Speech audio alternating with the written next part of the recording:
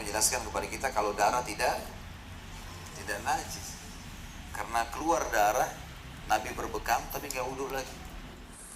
Sudah pernah bekam belum ini Bapak Ibu? Sudah pernah bekam belum ini Bapak Ibu?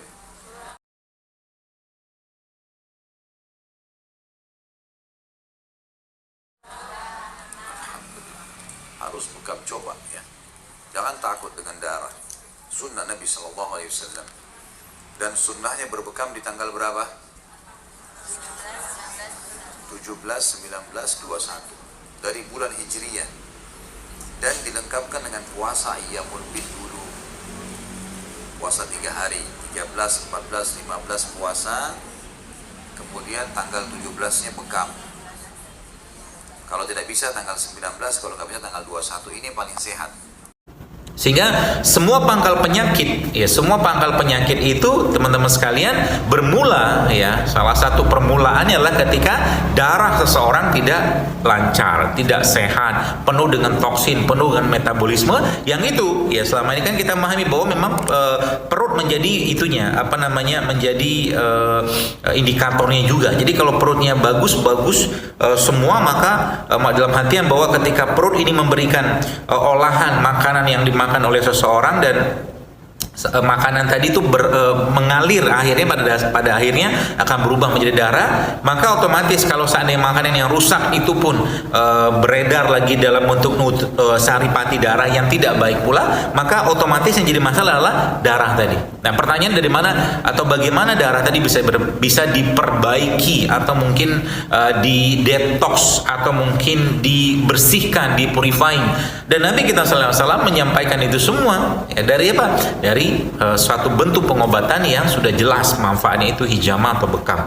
Maka saya mencoba ternyata ketika kita pingin jantung atau kolbu kita itu sehat, teman-teman sekalian, maka usahakan darah kita juga darah yang bersih, dari makanan itu jadi bersih. Kemudian yang kedua adalah dari bekam hijamah yang membersihkan juga darah. Pertanyaannya, bagaimana cara mekanisme bekam atau hijamah itu membersihkan darah? Jadi sebenarnya bekam itu, hijamah itu bukan hanya urusannya banyak sedikit darah yang keluar, tapi sesungguhnya dia adalah metode untuk mengaktifasi sistem imun seseorang, sehingga sistem imun tadi itu mengenali secara spesifik atau non spesifik, ya, atau mungkin secara khusus atau non khusus antigen yang masuk, sehingga orang itu menjadi sehat. Dan yang paling luar biasa adalah seseorang itu menjadi darahnya ya dari kolbu yang diperbaiki tadi dengan hijamah tadi, maka otomatis darahnya menjadi lebih lancar, seperti itu. Jadi Anda bisa bayangkan orang-orang yang rutin berbekam, orang-orang yang rutin berzikir, orang-orang yang rutin menjaga makanannya, yang dekat sama Al-Quran, maka otomatis apa yang terjadi? Yang terjadi adalah dia akan menjadi orang yang betul-betul sehat. Apalagi dia melaksanakan perintah-perintah Nabi. Ya, jadi konsep kesehatan yang Nabi kita SAW sampaikan ini sederhana sekali. Jangan banyak makan. Ya, perbanyak zikir, baca Quran, perbanyak berbuat baik, ya, sedekah seperti itu, dan jangan tinggalkan dunia juga ya, maksudnya. Kenapa lagi? Tidak kalah pentingnya adalah puasa, ya, membiasakan diri kita untuk lapar, ya, memakan produk-produk yang baik yang Allah sudah atau Rasul sampaikan, seperti produk yang lebah, madu, bipolen, royal jelly, propolis seperti itu. Kemudian makan yang halal dan baik, ya. Itu aja sebenarnya, simple sebenarnya. Jadi kalau makan pun, orang beriman tuh kalau makan pun dia nggak berlebihan. Jadi semua penyakit bermula ketika darah seseorang itu bermasalah, kotor, kental, segala macam seperti itu, mula asalnya adalah dari makanan. Jadi makanya ketika seseorang itu menjaga makanannya dia, maka otomatis dia sebenarnya sudah menjaga kolbunya juga. Makanya Nabi katakan, orang yang menjaga, jadi bukan Nabi, saya mengatakan orang yang menjaga kolbu ini, orang menjaga kolbunya itu pasti dia tidak akan banyak makan, ya, dia tidak akan selalu sering-sering kenyang. Dia lebih sering untuk menikmati rasa lapar. Kenapa?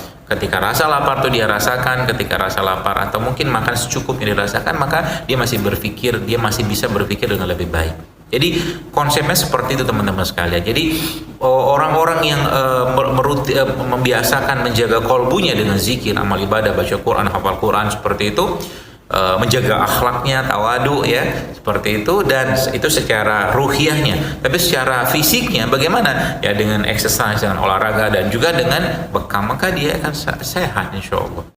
Hijamah itu ada hari-harinya. Nabi walaupun hadis ini dhaif, kurang menganjurkan berbekam pada hari Jumat. Kurang menganjurkan berbekam pada hari Jumat. Tetapi Nabi sangat menganjurkan berbekam pada 3 hari witir berikut ini. Bulan Hijriah ya, tanggal 17, 19, 21. Ini hari-hari witir begini sangat dianjurkan oleh Nabi. Bulannya bulan Hijriah, setiap bulan. Kata Rasulullah, siapa yang berbekam untuk pengobatan pada tanggal-tanggal tersebut di setiap bulan, itu bulan Hijriah, Allah pasti akan sembuhkan dia. Tidak harus berbuka dengan hari Senin Selasa. Oh, tidak.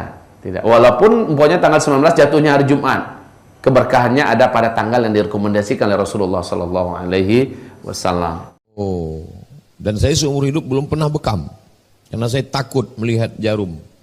Lalu kemudian mereka periksa, lalu kemudian dokter Farid mengatakan ini titik-titiknya di sini. Setelah kami periksa, bekam di sini mengkombinasikan antara medis dengan pengobatan cara Nabi. Banyak orang membekam tidak dia periksa darahnya. Ketika orang dibekam darahnya lemah, dia pingsan, darahnya keluar habis. Ada juga orang yang kena diabetes, penyakit gula, sehingga ketika luka tidak sembuh. Tapi di sini diperiksa, Ustadz Somad darahnya tidak rendah, diperiksa tidak ada penyakit gula darah, maka bisa dilukai kulitnya. Lalu kemudian di atas 1, di belakang 5. Selesai itu alhamdulillah sehat walafiat, tanpa harus istirahat. Nah, ini yang dilakukan oleh Nabi SAW 14 abad yang lalu. Ketika ada sahabat yang sakit, Nabi melakukan 3. Yang pertama, Nabi menyuruh sahabat pergi ke rumah Haris bin Kaldah. Haris bin Kaldah salah seorang tabib yang lulusan dari Universitas Kedokteran Jandisabur yang sekarang Persia. Ketika dia kembali ke Makkah, maka sahabat-sahabat disuruh Nabi berobat dengan cara medis.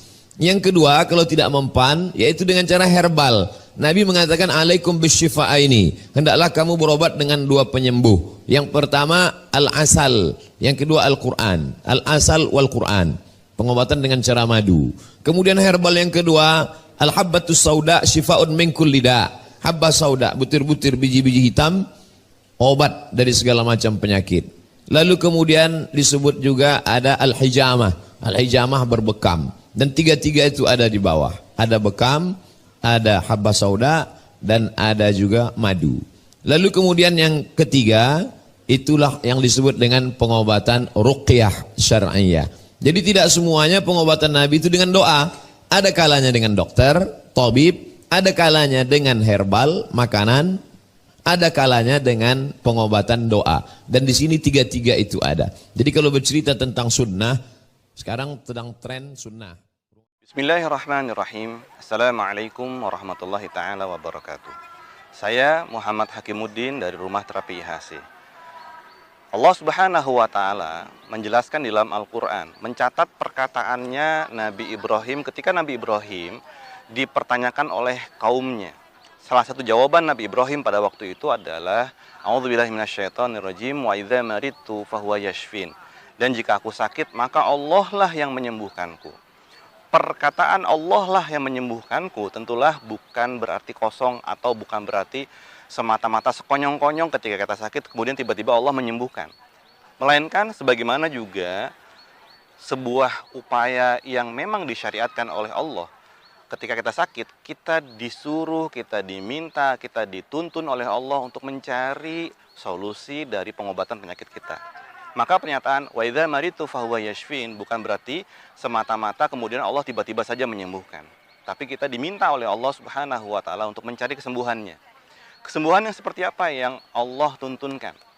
Nabi kita, tentunya nabi terakhir adalah Nabiullah Muhammad sallallahu alaihi wasallam. Nabi Muhammad sallallahu alaihi wasallam menuntunkan kita dengan hadis-hadisnya. Di antara hadisnya Nabi mengatakan kepada kita, asy-syifa'u fi thalathah. Obat itu 3 macam perkaranya. Bisyurbati asal, wa syartati mihjam, wa kayyati narin, wa na'anha ummati 'anil kai. Yaitu penyembuhan itu yang pertama dengan cara minum madu. Oleh karena itu, hendaknya di rumah-rumah kita harus selalu tersedia madu asli, madu dari lebah yang memang dia adalah madu yang asli. Yang kedua, kata Rasulullah, wasyartati mihja, dengan sayatan pisau bekam. Nah, pembekaman ini luar biasa sekali. Banyak orang-orang yang telah melakukan penelitian terhadap manfaat bekam, dan ternyata bekam manfaatnya luar biasa, mulai dari hipertensi sampai penyakit yang terkait dengan penyakit psikosomatis atau penyakit kejiwaan ternyata dapat ditangani dengan melakukan bekam. Yang ketiga, wakayatinarin, wa ana anha ummati anil kai, dan dengan berkai dengan api, tapi aku tidak menyukai atau aku melarang umatku melakukan al-kai. Dalam hadis yang lain, Rasulullah juga mengatakan khairu ma tadawaitum bihi al-hijamah. Sebaik-baik pengobatan yang engkau dapat berobat dengannya adalah dengan cara berbekam.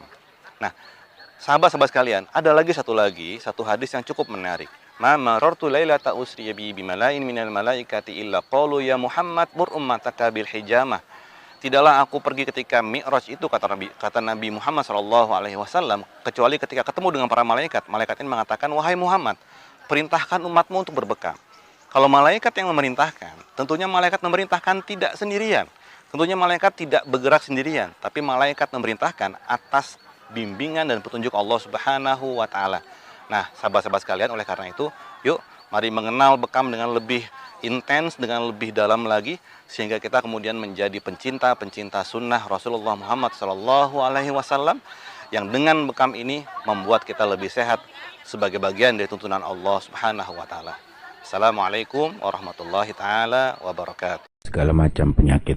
Bekam juga telah diakui oleh dunia kedokteran di barat maupun di timur, yang telah banyak mengambil manfaat ilmiah dari hasil-hasil penelitian panjang yang mereka lakukan terhadap keajaiban penyembuhan dengan berbekam.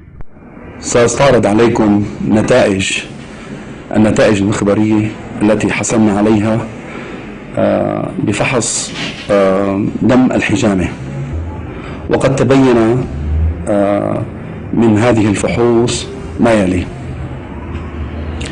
أولا، كانت أشكال الكريات الحمر في دم الحجامة غير طبيعية باستمرار، ومن هذه الأشكال الشاذة الهايبوكروميجيا، بير سيلز، تارجت سيلز، كرينيتد سيلز، سفيروسايتس، وطبعا اختلاف في الحجوم وفي الأشكال.